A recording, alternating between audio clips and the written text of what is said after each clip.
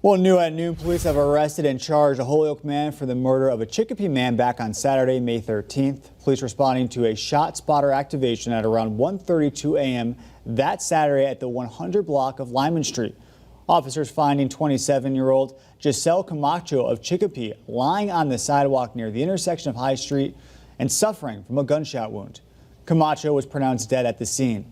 Police were notified that the 34-year-old James Carmentati of Holyoke had been brought to Bay State with a gunshot wound. Probable cause was obtained and Carmentati was arrested and taken into custody on Thursday, May 19th. He was arraigned in Holyoke District Court the same day and is currently held without the right to bail. His next scheduled court date is for June 15th.